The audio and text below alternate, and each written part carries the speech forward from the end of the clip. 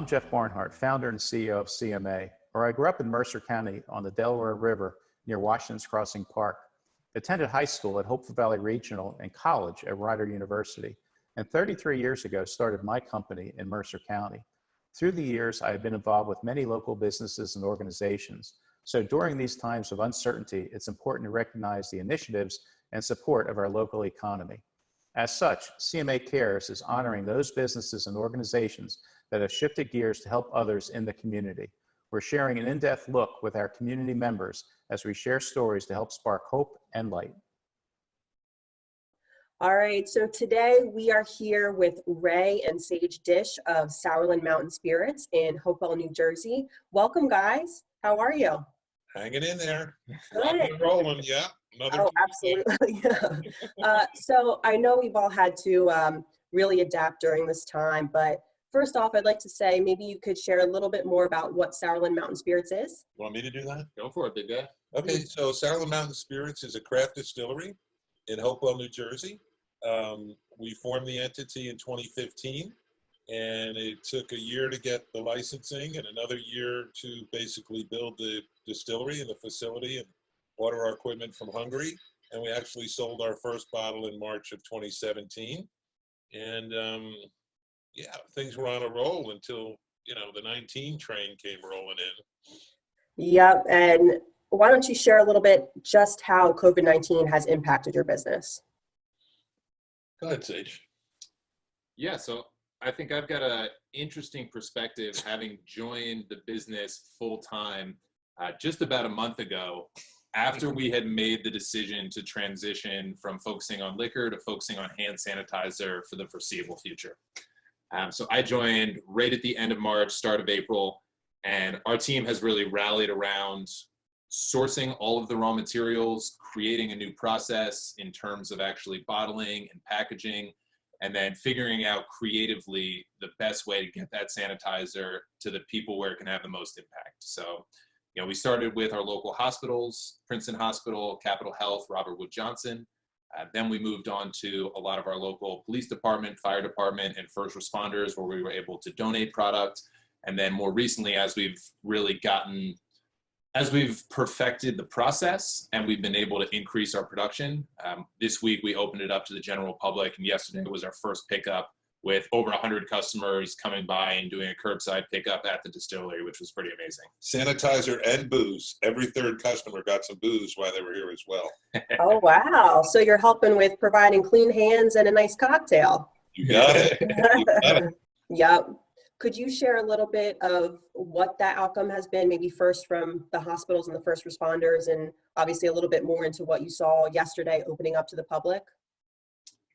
The response has been incredible. I think one really cool example that we had yesterday during the pickup is we had a gentleman who had pre-ordered online, pulled up. I got to chat with him briefly. He ended up buying, I believe it was a gin and a coffee liqueur in addition to his sanitizer. And then as he was pulling out, he stopped the car, opened the door, and came back and said, "Hey, I just want to let you guys know I'm a surgeon at Robert Wood Johnson. We've been using your sanitizer for the last couple weeks, and I wanted to give you guys a big thank you from me and everyone else at the hospital." So that was a really cool moment that I think shows the best of this whole scenario of people coming together and supporting each other and ultimately joining a common fight. But I think we've seen that type of reaction from major hospitals, local PD, individual customers. People are just really excited that we're doing something local and doing something in the community, and they're excited that they can be a part of it. And I would also say, you know, the staff, we've had to hire a lot of temporary people, and we've tried to hire people from our local restaurants because we know those people got devastated, you know, the most as far as job loss, right?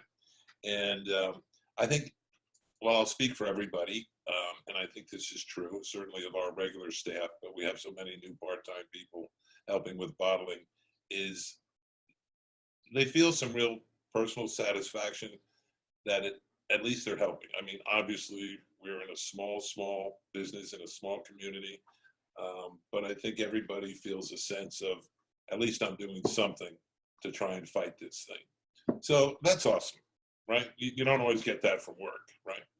Absolutely. And I again, mean, that doctor was just, he literally just jammed on the brakes, get out of his car, and came back, just to say thank you. And that was pretty awesome. Yeah. it makes it all worth it, right? Yeah. Yeah. Yeah. And I think we're just looking for, you're right, a sense of community and a sense of belonging and how we can all help each other during this time, especially in the local economy. So I think that's such an amazing story and such an amazing initiative that you guys have put together. You've touched on it a little bit, but could you share more about how people can help? Yeah, I would say, in the short term, just spreading the word that now we've actually scaled up production. So we do have sanitizer available for people that are in need. We have enough capacity to be able to provide for the bigger customers like the hospitals, all the way down to someone who just wants to have sanitizer with them as they're going through this new reality and trying to stay safe and trying to look after themselves and maybe their family. So I think just spreading the word, now that we've actually scaled up production, I think we're going to be able to provide for a much larger group of customers. And we just want everyone to know that we have it available. And if it's something that can help them, we'd love to be a part of it. That's awesome. You guys share that on your social media channels, I know, as well, right? Yes. So we've been sharing that on our Instagram, our Facebook. We just recently started a TikTok, so I'm trying to get this guy TikTok famous, which we're working on one day at a time. Some of my ideas, I gotta. I think I'm a little old and creepy for TikTok, but I'll take his direction. Just to kind of tie it all up, what can we expect from you, when all of this is over or we start to go back to our normal or what our quote unquote new normal would be?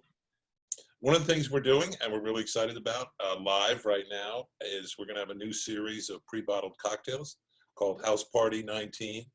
Clever, huh? Yeah. Maybe I should be marketing on this side. So we're excited about that, and we're going to highlight our gin cocktail and the vodka cocktail to get started. And then we have come up with this amazing coffee liqueur, which we actually made in the midst of this whole thing, but we started talking about it and prepping it before then. And it's really delicious. And the idea that you can, put a little sass in your coffee to get you through the day or to give you a little wake up at the end of the day is awesome. And then we're going to be bringing back our apple brandy and our 2-year bourbon very soon, as well as our peach vodka, which was incredibly popular. So this looks much better when it's stirred up like this. But people like, vodkas that are flavored. If you go to your liquor store, there's an aisle or two of flavored vodka. But this is made with fresh peaches from Terhune's orchard. So what we're going to do is have a series of flavored vodka throughout the growing season. And when strawberries are prime, that's what we'll do. And when blueberries are prime, that's what we'll do. And, on and on down the line. So, and these are just going to be available from the distillery store, because the whole goal at this point, at least part of the goal at this point, is, to get people to come here. Because once they come here and they have a good time and they see what a beautiful place it is, I think we have much more opportunity to have them become regular customers and really believe in the products that we're making.